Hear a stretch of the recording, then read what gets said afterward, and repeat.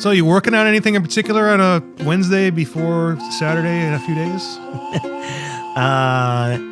The days all go together when you don't sleep. So yeah, English becomes a problem too. It is an intense week getting ready for Real Wild and Woody, and it's a little different from the Baja Beer Fest, which was, I don't know why it's different. I guess there's just a lot more intensity around it. Well, it's a lot more breweries and just more moving parts. It's more complicated. So yeah, working on the floor chart, almost done. Just got to do a little massaging and...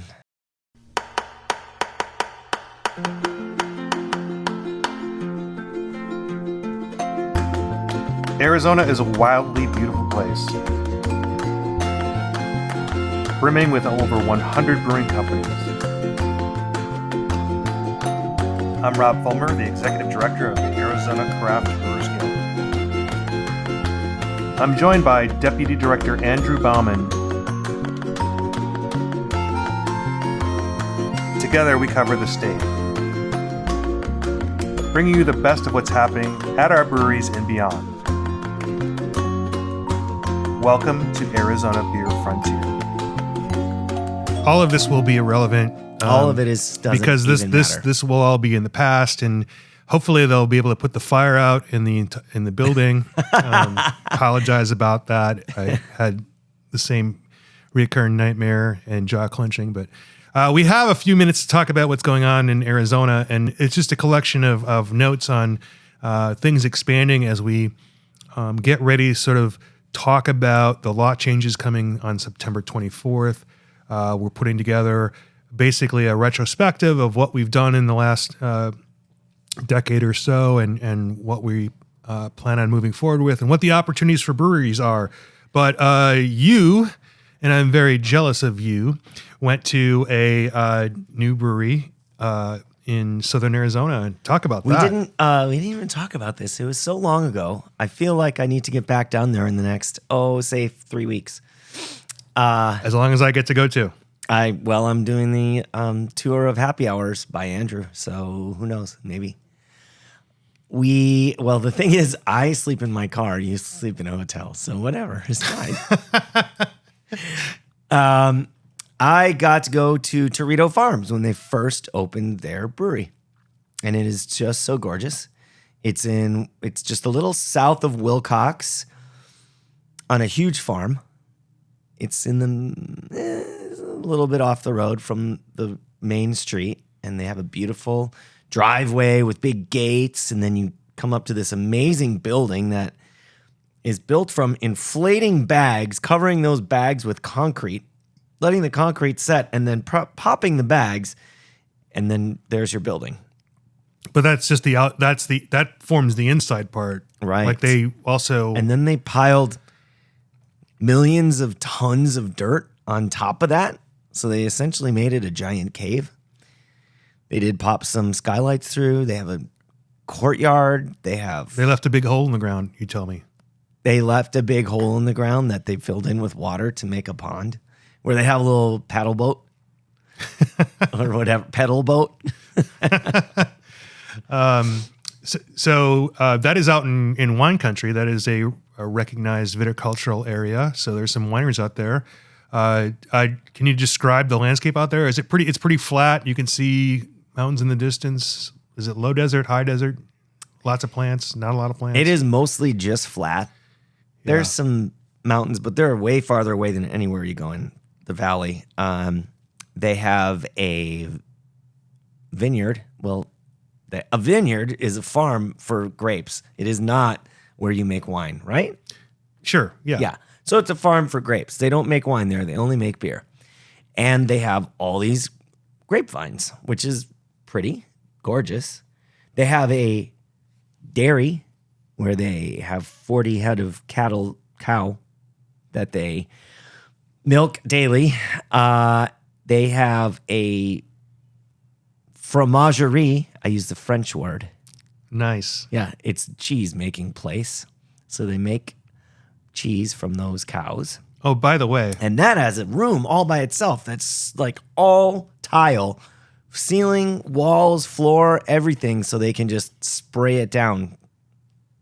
I'm going to get off topic, but I'm going to make cheese. It's ridiculously easy, and I don't know I why. literally looked at a cheese making video this morning. Yeah. Oh, really? This morning. Farmer's cheese, mozzarella. That's going to happen. I was making tortillas, so it's my second pandemic homesteading project. You know how everybody made the bread. Anyway. Tortillas and cheese? Yeah. Willcox is like it's on a salt flat or something like that, and there's like there's a lot of prehistorical stuff there. I remember that it's not like Sonoyta where there's rolling hills, Right. But they're obviously making a beautiful spot out there. Oh my gosh. With a brewery like Giant like tables you'd see in a castle, like huge chairs, huge tables, just beautiful. And then they just have, like the guild office, just like our office. Yeah. Hand-me-downs from an office. So you met the brewer out there, Andrew? a brewer named Andrew. Uh-huh. No, I think you're making this up. I think. There's so many Andrew brewers, I can't even tell you. It's amazing. Do you know where he hails from? I seem to recall Minnesota, maybe. Or He worked at Tombstone for a time, and I don't really remember before that. Yeah, you had the beer. Yeah, I had a flight, all the beers. It was Good. very nice. Andrew they seal keep of everything approval? simple. It's the dairy at Tirrito Farm, the brewery at Tirrito Farm. Everything is at the Tirrito Farm. They're not making up funny names, and it's called IPA. They're not going to call it the Footprint Center if they get enough money? Yes, Or- they will. They are not making crazy, wacky beer names. They're, again, keeping it simple, straight to the point. This is what the beer is. Classic styles? I do appreciate that. Yeah. Nice. They had a hazy. That's the only non-classic style. It's Is a it new classic?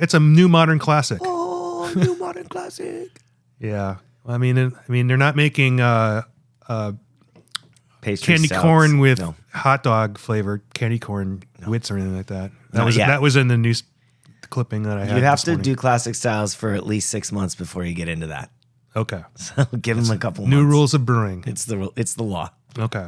So Yeah, gorgeous 10-barrel brewery. yeah. Beautiful, all brand new And equipment. they're already canning. I saw some canned product online. They were waiting for, when I was there, they were waiting for their canning line to be delivered. Okay. And it was the Twin Monkeys. It's delivered. It's I saw delivered I and saw they're canning. cans. Unless Awesome. they're virtual mock-ups, but yeah, I've seen that. So I'm excited to visit them. I'm excited to try. I'm excited to get that brewer reconnected, I guess, with the rest of what we got going on. I know that Tombstone they've flattened some land and they're going to put something in Sierra Vista. So it could be an exciting time there. And I'm excited for the intersection of wine and beer down there. Although I did show you a clipping where there is a referendum on limiting wineries down there. So that might be something that we as a brewing organization might have to weigh in and support, because there's a lot of misperceptions about water usage. And we need to nip that in the bud. Our figures are pretty public knowledge, but as a resident down there, you might be using more water. As a hotel with an ice machine on every floor that's running 24/7, they might be using more water. If you count their laundry, they're certainly using more water. It's all relative, right? We need to be smarter about it, but by far, an agricultural thing like that should not be threatened with water usage. So whether we like it or not, Andrew, we might have to spend some time down there. Okay, I guess. The other thing about water usage is, even talking about agriculture is not the biggest use of water, especially when you're talking about growing things out of the ground, and even putting a apartment building on that ground would probably not even use that much water compared to a lot of the manufacturing that we do in Arizona, which uses so much. Microchips. Let's not even say it out loud, because that would be unfair to an entire industry that is incredibly important to our state, like agriculture. Does anyone even have farms in Arizona? Yeah, it's like the basis of why Arizona existed. Mines and agriculture, One of the C's. plus citrus. You're right, Andrew. We should Two not. of We're the not. C's. We're not going to throw anybody under the bus. We are going to fix the bus. 2 of the C's. Right on.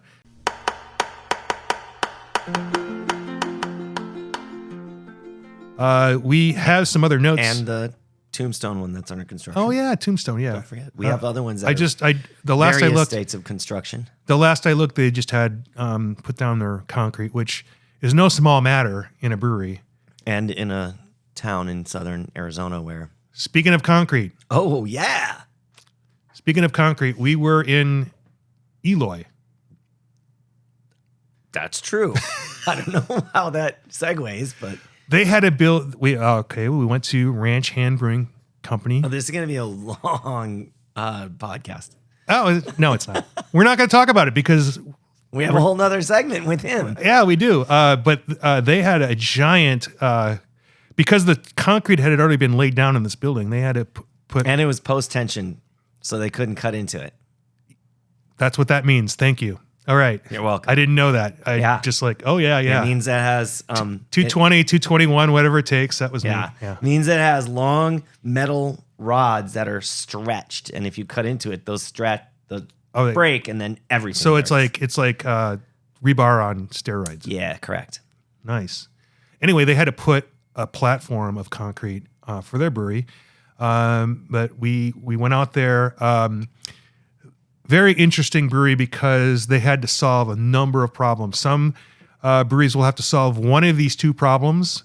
And the second problem on the output side, they may not have to address for 10, 15, 20 years, but someday it's going to come. And it might come sooner than later for some breweries if they're in an area where the effluent from their brewery isn't managed well at the city side. They had that problem where they were like literally I couldn't throw a rock at it, but maybe it was close, yeah. Maybe 3 or 4 throws of a rock and you're at their wastewater treatment plant. It's that close. And they cannot utilize it at this point. At all. They can't send a drop of water down their drain into that plant, except flushing the toilet. So they have to fix that. We'll hear from the folks there. Josh will explain some of that. But they also had a problem on the intake side that no one we know of in Arizona has had. At least we don't know what we don't know. We have some of the beer that was made with high concentration of iron, which is something that you see on the East Coast. You see that in parts of the Midwest, but I don't know that I've ever heard of it in Arizona. I'm interested to find out, maybe with the experience of our judges, we can say, well, we don't taste it in this concentration, but it may be out there and it may be something that might be an easy fix. Because it is very distinctive, but in high concentrations. And it's like literally, it's like putting a penny in your mouth. We had 2 different versions. We had the one version on draft, which was present, but not completely offensive. Right. And then we got back, and this is the same batch of beer, and the ones in can were really bad because they got oxidized and that iron really stood out. Yeah, and it's a great story. We'll play the segment. It's one of the things that I'm most proud of in this industry is that Josh was able to contact a lot of people in the industry across the country. People we don't know because we don't know people necessarily in Virginia or some of the other places, Pennsylvania, that they contacted. But Mitch Steele figures prominently in this story, and some folks from the Brewers Association. So. I'm here to say that they solved those 2 problems masterfully and within less than a month of each other. The iron problem was discovered and remediated in like less than a week. Yeah, 5 days. Yep. I mean, there was some equipment purchased and there were some late some nights. Money to do it, and 3 days straight of not going to sleep. Okay, that's a whole different show. Come on. Yeah. Oh, you want to kick the can on that one? I don't know. I thought we were going to talk about other breweries opening. All right, that one's already open. We set that doing up. Great. I'll work my magic in post. Okay. Let's just pretend like none of this happened. So, He's briefly. live. Oh, sorry. Well, we got it on this, right? Yeah. Yeah, got the audio there. We'll just your wonderful career will be represented by a lot of B-roll. Okay, great. So Evan Smith, currently in Tucson, Arizona. Spell it or what? No. It's already here. It's already there. Evan Smith, brewer, Ranch House Brewery. Basically, Came from Wild Heaven Craft Beers in Atlanta, Georgia. Scout Beer, Portland, Oregon. Down here, met Josh working at a Brew Your Own Brew in Tucson. Rest is history. Right on. Nice and easy. So you worked in Georgia when they had really terrible laws. Yeah. Yes. They're slightly better. But They're slightly better. Nothing over 14% alcohol. I don't know if that's changed or not, but yeah, no direct sales of product. No direct sales of product out of a brewery at the time of my departure. Lifetime of the brewery contracts with distributors. Very draconian. Yeah, and you had to, you didn't buy beer, you didn't buy glasses of beer when you went to a brewery, you bought tickets to a tour, and you had at most 32 ounces of beer to consume when you were there, as samples. That's at the time of my departure, at least. Hopefully it's changed. Has it changed much? a little bit. Not a We'll ton. have to ask. We'll have to ask Joseph. Yeah. Joseph Cortes is the current director, and before that was Nancy Palmer. And Oh yeah. we're all tight with those guys. And Joseph came out for the Open in Phoenix. He's coming back, I think, too, this year. So, but Josh, Yeah. say it all over again. So I'm Josh. I'm the director of brewing operations for Ranch Hand Brewing and Ranch House Brewery. I got my start, just like a lot of brewers around the country, at home. I ended up doing a capstone project in my high school chemistry class, and it just happened to be the beer making process.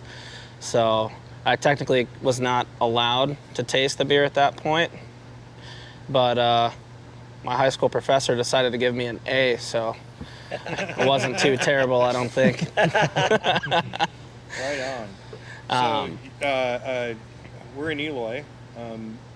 Eloy's famous for being close to Picacho Peak, and then the parachuting thing. I mean, what do you know about Eloy? So we've got the largest skydiving resort in it's either the country or the world. About 10 minutes from here, over at Skydive, Arizona. They're getting ready to start kicking off some pretty serious stuff over there. I know they've got world championships coming up that they host over there. They've got national championships that they host over there. Red Bull. Yeah, Red Bull likes to crash planes in that area. But you can find Ranch Hand beer over there year round. And if you decide you want to jump out of a plane with a Ranch Hand beer in your hand, let me know. So you started out with Ranch House, which was in a retirement community and is currently run through their homeowners organization. So like a lot of firsts there. But then you decided to build this larger facility to expand the brand, and unite somehow the marketing and move forward. What is the larger plan beyond that? I mean, I noticed that you're in Total Wine and stuff. So right now, I mean, our growth rate's pretty wild. If you had asked me a year ago if I would have thought we'd been where we're at right now, I'd have told you were lying. So our plan right now is not to grow too quickly so that we can still keep up with logistics, and so we're not under promising at accounts. As far as how big we are gonna get, I don't have the answer to that question right now. This brewery is slated for 60 barrel tanks all the way down the platform behind me on the north end. So that would pretty much quadruple capacity right now. And then if we needed to expand further, we can come all the way across this floor that we're sitting on right now with tanks, and I can put 100 barrel tanks all the way through here if need be. Right on. And you're kind of situated halfway between Tucson and Phoenix? I mean, pretty much dead center, which has worked out really good for self-distribution. We're kind of at the point right now where self-distribution is getting to be a little bit unobtainable. So you talked a little bit about the challenges when you put the brew house in here. You're looking at a pretty big slab of concrete, and you also talked about the water issues that you've conquered. I mean, that's just incredible, because I don't think anyone else in the state has had to deal with that. And you dealt with that quickly.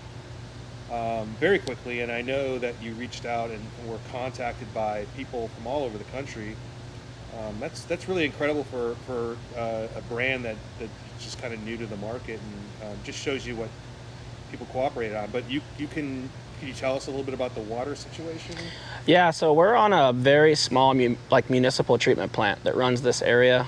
With brewing water, you generate a really high biological oxygen demand in your water. So it makes it really hard for those microorganisms to treat that water in layman's terms. So right now, if I were to discharge what our daily discharge is to our local municipal plant, it would kill the bugs and overload the bugs in that plant. So what we were forced to do was design and build a wastewater pre-treatment program here where we could knock that biological oxygen demand down and chemical oxygen demand down to a point where we could treat it and then discharge it to a plant without totally screwing up their processes there. Right now, we're basically just in the pre-treatment process. We are looking to go to final treatment. We did apply for an aquifer protection permit, where we will be able to treat one last step, strip our water completely down and have A to A+ grade effluent, and then repurpose that back into the irrigation canal across the way here. So we're being as economically efficient as we can. That's on the output side, and I will tell you that I don't know that very many breweries have had to overcome that. You're going to get a lot of calls as breweries expand. That is super cool. I know that we don't have to name them, but I know you talked about a bigger brewery reaching out to understand how you guys are battling a problem they have right now, and they're scaled up quite a bit more than you. So I understand it. You're going to be the subject matter experts on that on the output side, but on the input side, you want to talk a little bit about the iron problem you had, challenges with that? Yeah. So the brewery up here pulls off of 4 different wells that are in the area. So as any brewer knows, when you have wells involved, you've got different water involved. So we did everything that we could up front to mitigate all of that. We put in pretty intensive filtration with RO to get everything stripped down to fix our brewing water. Well, usually in the West, you don't look for iron in your water. So I wasn't really concerned with looking for iron in the water. Well, when we already had over 100 barrels in the tanks, we found out that the beer started to taste like pennies. And at that point, we already had beer that was packaged and sent out to accounts, so we ended up having to pull that beer out of those accounts, credit those accounts, and then figure out what the hell we were going to do for the water. So in the Midwest and the Eastern United States, some of those aquifers out there, they have 1, they deal with sulfur, and 2, they deal with iron. So when I reached out to Nalco here in Arizona, to be honest, some of these guys that have been in the business for 30 years didn't even know what to do for filtration. So they reached out to reps on the East Coast. I reached out to contacts that I had on the East Coast in the Pennsylvania area and found out that you could do it's basically a green filter that goes in, filters all the iron out, and then that filter gets back flushed every day with potassium permanganate to be able to regen itself. A lot of the guys that are more on the technical side, you can start to taste iron in beer at about 6 parts per trillion.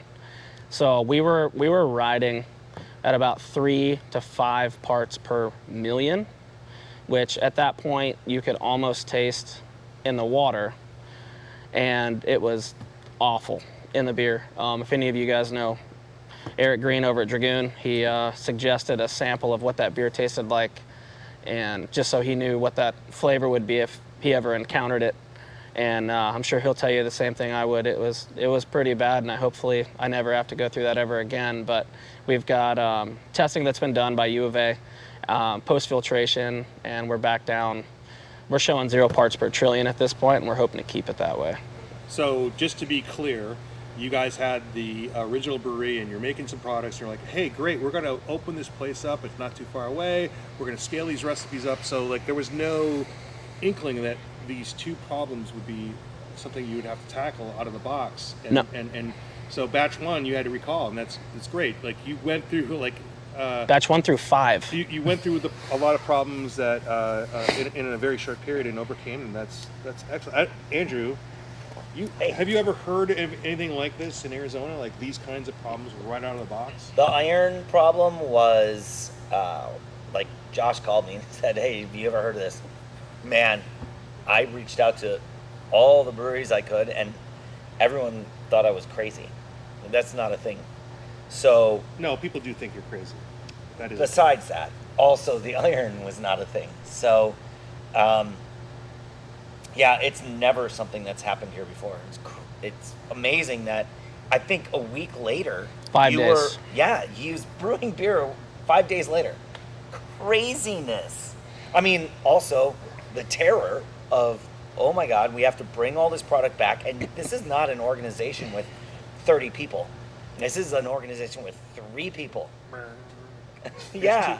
There's two of them. Yeah, And I'm so barely even affiliated. I mean, Evans at Ranch House. I've got me and Connor Krebs here Yeah. Right. at Ranch Hand, and then I mean we had our sales reps up here. We had, we had big shots up from the corporate office down here looking at everything, and I mean it was awful. But when you've got accounts that have been begging for beer for 2 years when we were at Ranch House, and you put your first batch out, and it is not up Yeah. to par. I mean, there was some tail in between the legs situations going on phone calls, and I will say 99.9% of the accounts that we reached out to in regards to this problem were 100%. They were on board with it. They understood. Nobody's heard of it, and I will actually accredit getting up and going in that amount of time to the craft beer community, not only in Arizona, but these are breweries I reached out into Pennsylvania, Maryland, Mississippi, New Orleans, all over. Yeah, All the M states. all the M states. They're great. So I'm going to give you a little credit. You were the control group, Evan. You were the voice of reason. Like, hey guys, we do make a product that is enjoyable and great, and it Correct. does not. And- so it helped you narrow down what it was, and it was the water, and you identified that quickly. And we were scrambling in the office. I'm like, and I don't know if you ever got a hold of Mitch Steele. I'm like, I did. So I talked to Mitch Steele. I think everybody knows who Mitch Steele is. And Mitch Steele was calling his contacts all around the country. And it was funny, as soon as I got off the phone with the gentleman at Fourscore Brewing Company in Gettysburg, Pennsylvania, Mitch called me and was like, I just talked to some friends out in the Midwest, and they deal with this, and this is how they deal with it. And I go, I just got off the phone with a brewer in Gettysburg, Pennsylvania, and they're using the same product. And he goes, well, I'm glad I could be of service. Looks like you already got it figured out. Let me know how it goes.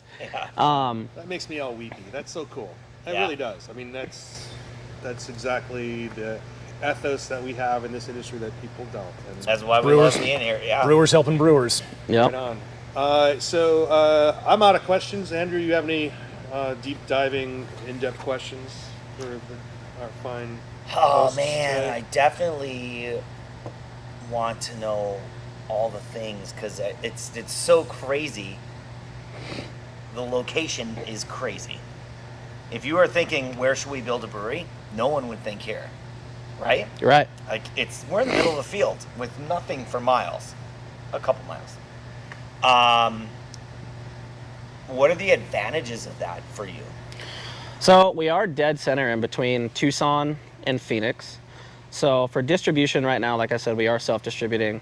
It cuts down a lot on fuel right now, especially to Phoenix. And as we all know, fuel prices are not where they used to be a few years ago. So that's helped us a lot. And then we've got Casa Grande, which not a lot of people know what's going on here. And to be 100% honest, I had no idea what was going on here until we started brewing up here. So we've got Lucid Motors, which has got about a tenth of what they're going to have for production and staffing. We've got Nikola Motors over here, another electric car plant. Houses are blowing up here. I've heard from the mayor, I think there's supposed to be something crazy like 12,000 people moving here in the next 3 to 5 years. And and as a side note, there are already 57,000 people Right. in Casa Grande, Arizona. It's kind of big. Add 12 on top of that. Wow.